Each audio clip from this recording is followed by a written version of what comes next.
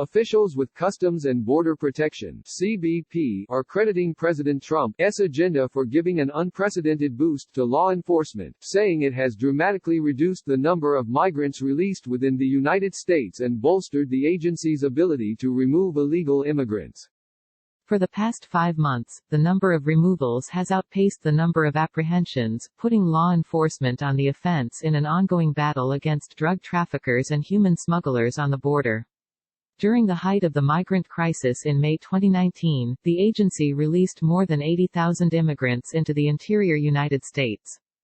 By January, that number had fallen to fewer than 2,000, and those were due to medical emergencies and other legitimate issues, CBP leadership claimed, like paroling foreign nationals to testify in court.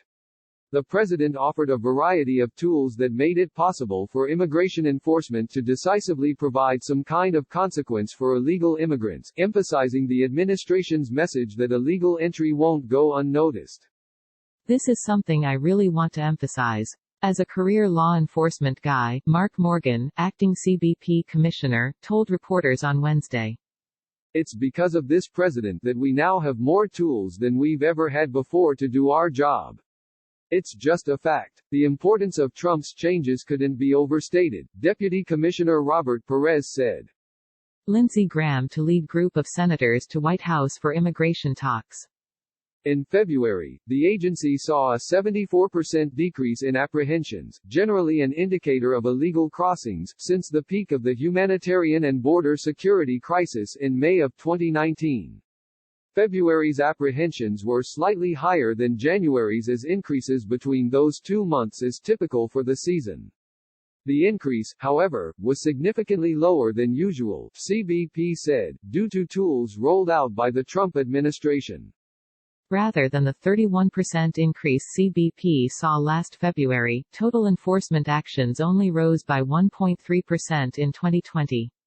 That brought last month's total to 37,119 enforcement actions, or 51.5% lower than last February.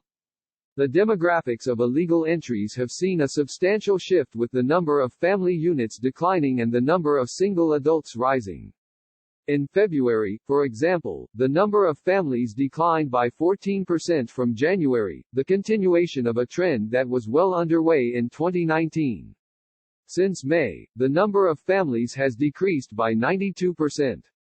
Morgan also lambasted congressional inaction on the issue and lamented court decisions that hampered the agency's ability to block unauthorized immigration.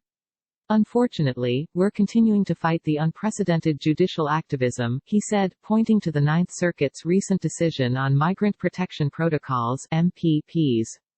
Ninth Circuit suspends own order that blocked Remain in Mexico policy. The court previously voted to block the agency's ability to keep migrants in Mexico, but eventually stayed that decision, allowing the government to appeal the decision to the Supreme Court. Judicial rulings based on policy difference not only make our jobs harder, but further increase the pull factors of illegal immigration, Morgan said. Morgan also told reporters that the administration's policies, like MPP, have allowed them to more easily adapt to changes in the strategies employed by transnational criminal organizations, TCOs, which traffic drugs and attempt to smuggle migrants into the U.S. As they we're shifting, Morgan said. Without the administration's new tools, Morgan said the agency would have seen a dramatic increase in enforcement operations for February. With greater flexibility in MPPs, CBP has been able to more easily send migrants back and work out arrangements with foreign governments. That was key, he said, to addressing TCOs as they started employing migrants from countries outside the previous scope of immigration law. TCOs, which previously relied on family units, were scrambling for money after CBP's enforcement activities, Morgan claimed. Click here to get the Fox News app. The border wall, which has surpassed 130 miles, also forced TCOs to points of entry where, Morgan said, authorities are better equipped to catch drug smugglers. He anticipates that by the end of 2020, the U.S. will have 450 miles of border wall. I'm going to continue to say it, walls work.